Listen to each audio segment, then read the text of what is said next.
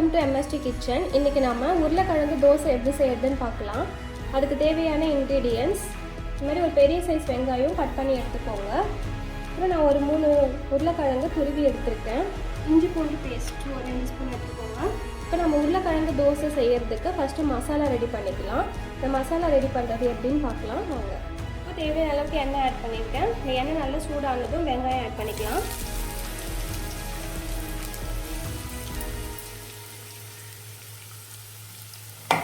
வெங்காயம் நல்லா வதக்கி விட்டுக்கோங்க, கலர் சேஞ்ச் ஆகிற வரைக்கும்.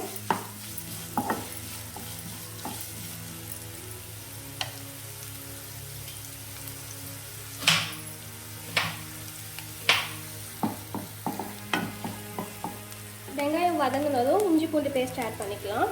இஞ்சி பூண்டு பேஸ்ட் ஆட் பண்ணி நல்லா பச்சை வாசனை போகிற வரைக்கும் வதக்கி விட்டுக்கோங்க.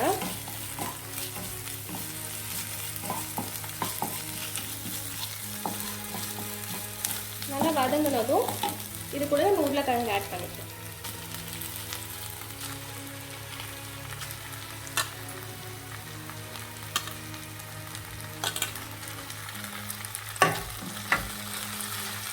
ஆட் பண்ணி நல்லா வதக்கி விட்டுக்கலாம்.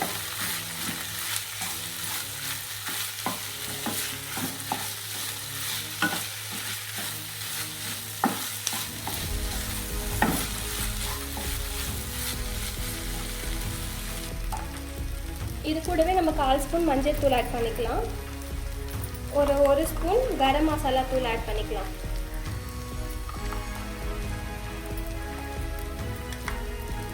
ஒரு spoon Kashmir red chilli add பண்ணிக்கலாம். இது அவ்வளோ காரமாக இருக்காது, கலருக்காக. ஆட் பண்ணி நல்லா மிக்ஸ் பண்ணி விட்டுக்கோங்க.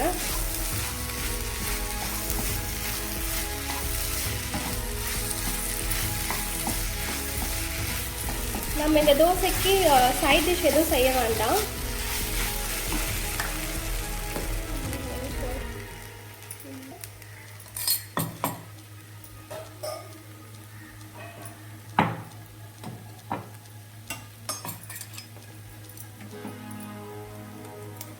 இதில் ஒரு 1/4 ஸ்பூன் மிளகுத்தூள் ஆட் பண்ணிக்கலாம். தேவையான அளவுக்கு உப்பு ஆட் பண்ணிக்கோங்க.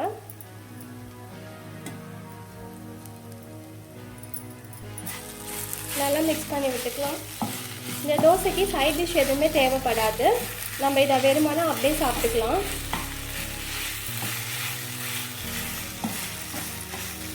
இந்த மசாலாலாம் நல்லா உருளைக்கிழங்கோட மிக்ஸ் ஆகிற வரைக்கும் நல்லா வதக்கி விட்டுக்கோங்க.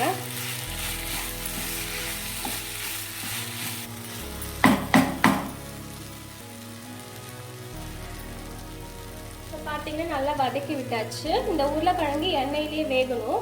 ஒரு 5 மினிட்ஸ் மூடி வச்சிடலாம். A few moments later. இப்போ பார்த்தீங்கன்னா 5 மினிட்ஸ் ஆயிடுச்சு. ஓப்பன் பண்ணிடலாம். இப்போ நம்மளோட பொட்டேட்டோ மசாலா ரெடி ஆயிடுச்சு. இந்த மசாலா யூஸ் பண்ணி தோசை சுடலாம். எப்படி செய்யறதுன்னு பார்க்கலாம்.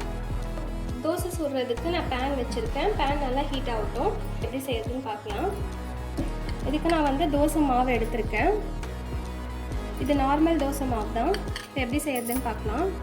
இப்போ தோசை சுடுறதுக்கு மாவு ஆட் பண்ணிக்கோங்க.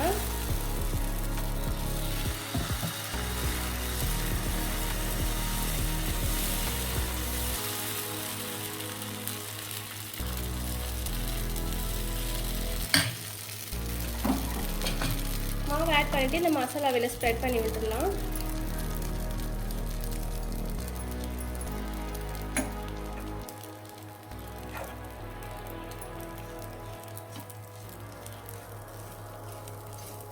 மசாலாவை நல்லா ஸ்ப்ரெட் பண்ணி விட்டுக்கலாம்.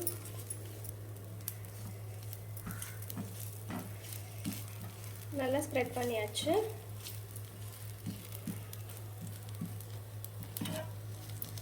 நம்ம இப்படி நல்லா ஸ்ப்ரெட் பண்ணும் போது தான் நம்ம திருப்பி போடும்போது மசாலா கீழே விழாமல் இருக்கும்.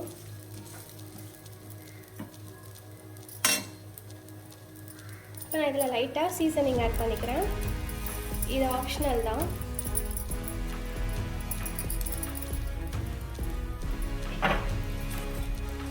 கொஞ்சமாக எண்ணெய் ஆட் பண்ணிக்கலாம்.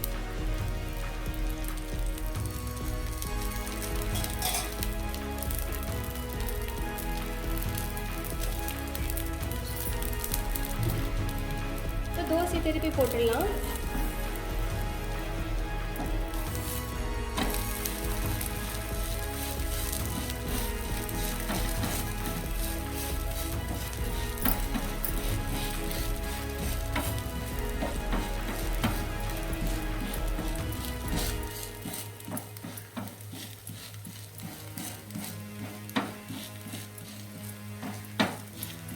நல்லா இப்படி நம்ம அமைக்க விடும்போது தான் நல்லா வேகும், தோசையோட நல்லா மிக்ஸ் ஆகிடும்.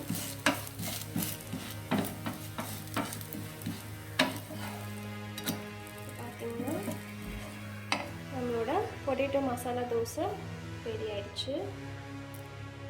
இதை நம்ம பிளேட்டில் ட்ரான்ஸ்ஃபர் பண்ணிடலாம். அவ்வளோதான், நம்மளோட ரொம்ப ஈஸியான, சிம்பிளான, ரொம்ப டேஸ்டியான பொட்டேட்டோ மசாலா தோசை ரெடி ஆகிடுச்சு. இது குழந்தைங்க, பெரியவங்க எல்லாருக்கும் ரொம்ப பிடிக்கும். இதை நம்ம லஞ்ச் பாக்ஸில் கூட கட்டி கொடுக்கலாம். இதை நீங்களும் ட்ரை பண்ணி பார்த்துட்டு மறக்காமல் எப்படி இருக்குன்னு கமெண்ட் பண்ணுங்கள். என்னோடய வீடியோஸ் பிடிச்சிருந்தா லைக் பண்ணுங்கள், ஷேர் பண்ணுங்கள். மறக்காமல் MSD கிச்சனை சப்ஸ்கிரைப் பண்ணுங்கள். தேங்க்யூ ஃப்ரெண்ட்ஸ், பாய்.